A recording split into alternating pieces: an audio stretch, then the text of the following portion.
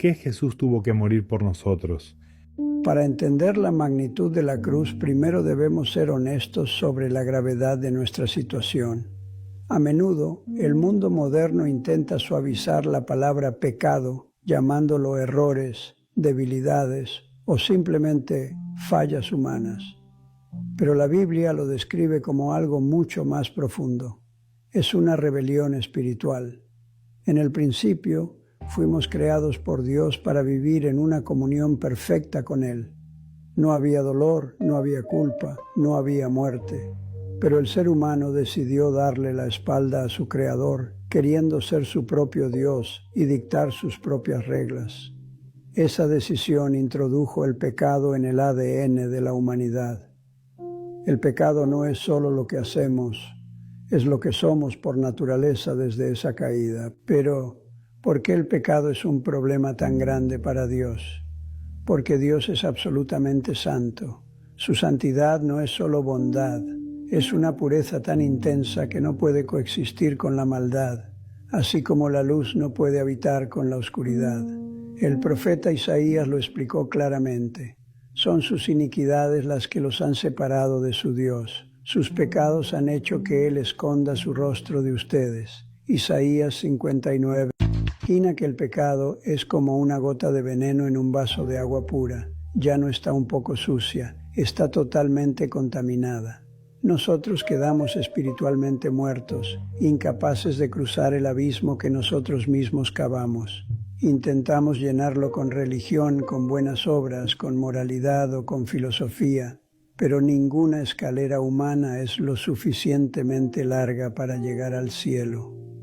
El pecado no es un tropiezo del que te puedes levantar solo, es una deuda impagable y una enfermedad mortal del alma. Romanos 3:23 nos confronta con la realidad universal, por cuanto todos pecaron y están destituidos de la gloria de Dios. Estábamos perdidos, ciegos y, lo más grave de todo, estábamos bajo el justo juicio de un Dios que, por ser bueno, no puede dejar el mal sin castigo. Esta es la tragedia humana. Necesitamos a Dios, pero nuestro pecado nos impide estar cerca de Él. La justicia de Dios exige un pago. Es común que surja una duda en nuestro corazón. Si Dios es tan amoroso, ¿por qué no simplemente borró nuestras faltas con un decreto y nos permitió entrar al cielo? Para entender esto, debemos mirar el carácter innegociable del Creador. Él no es solo un Padre tierno, Él es el juez supremo del universo, y su trono se fundamenta en la rectitud y la equidad absoluta. Imagina por un momento un tribunal terrenal. Si un criminal confiesa sus delitos ante un magistrado y este último, alegando ser una persona buena, decide ignorar la ley y dejarlo libre sin ninguna consecuencia, ¿considerarías que ese juez es noble? Por supuesto que no. Dirías que es un juez corrupto e injusto. Para que Dios sea verdaderamente bueno, debe ser implacable contra la maldad. Si Él pasara por alto la rebelión sin aplicar una sentencia, estaría negando su propia esencia y convirtiéndose en cómplice de la injusticia. La ley espiritual es inmutable y establece un principio que rige toda la existencia. Toda transgresión contra un ser eterno conlleva una deuda de dimensiones infinitas. No se trata de un capricho divino, sino de una necesidad legal en el reino de los cielos. El veredicto ya estaba dictado sobre la humanidad. La sentencia era clara y la balanza de la moralidad exigía satisfacción. Aquí radica el gran dilema que solo el cielo podía resolver. Por un lado, la santidad divina demandaba que el culpable pagara por su infracción. Por el otro, su misericordia anhelaba rescatar a la criatura que Él mismo había formado. Sin embargo, la justicia no puede ser sacrificada en nombre del amor, ni el amor puede ignorar la justicia. La deuda no podía simplemente desaparecer mágicamente, tenía que ser cancelada. Nos encontrábamos en un callejón sin salida. La fianza para recuperar nuestra libertad era tan elevada que ningún tesoro terrenal, ni ninguna vida humana manchada por la imperfección podía cubrirla. Estábamos frente a un tribunal donde el veredicto era culpable y el precio de la redención estaba totalmente fuera de nuestro alcance. Se necesitaba un pago que fuera proporcional a la ofensa cometida contra el Altísimo. El sustituto perfecto.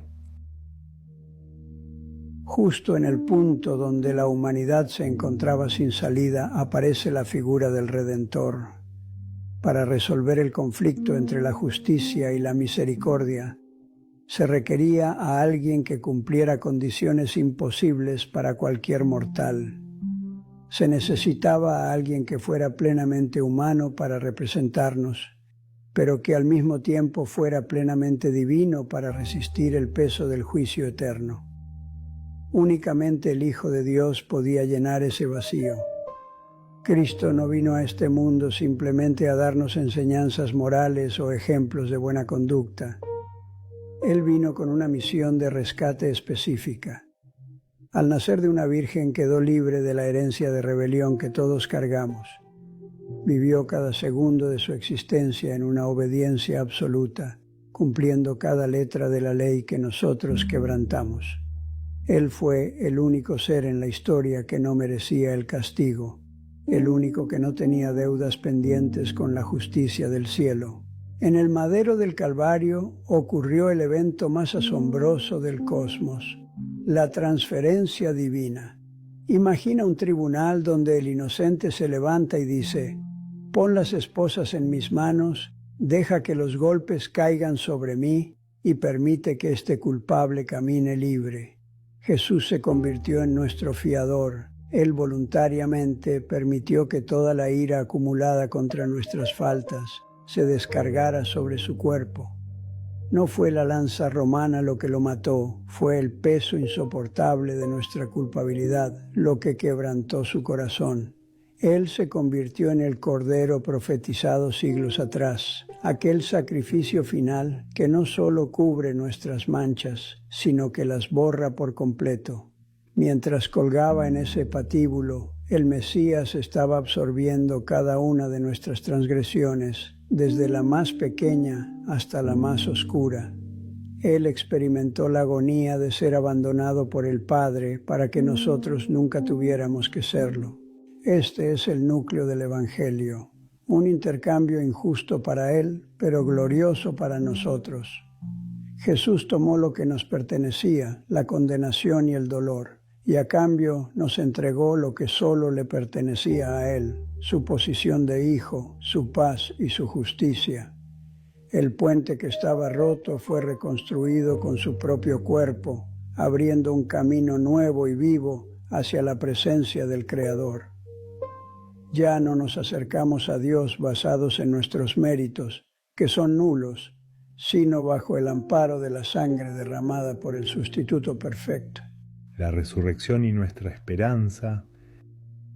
Si el relato terminara con el cuerpo del Salvador siendo descendido de la cruz y colocado tras una pesada piedra, nuestro mensaje sería trágico y carente de poder. Sería la historia de un mártir bien intencionado, pero derrotado por la oscuridad. Sin embargo, al amanecer del tercer día, el universo fue testigo del evento más sísmico de la eternidad. El sepulcro se vació. La muerte, que hasta ese momento había sido la gobernante absoluta de la humanidad, fue vencida en su propio terreno. La resurrección no es solo un milagro asombroso, es la validación oficial del Padre hacia la obra del Hijo. Es como si Dios pusiera un sello de pagado en su totalidad sobre la deuda que mencionamos antes.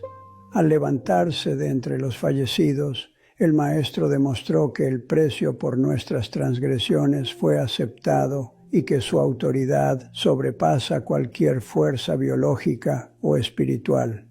El velo se rasgó, pero la tumba se abrió, señalando que el acceso al reino de los cielos ahora es una puerta abierta de par en par. ¿Qué significa esto para ti hoy? Significa que la esperanza ya no es un deseo vago o una ilusión, sino una certeza anclada en la realidad histórica.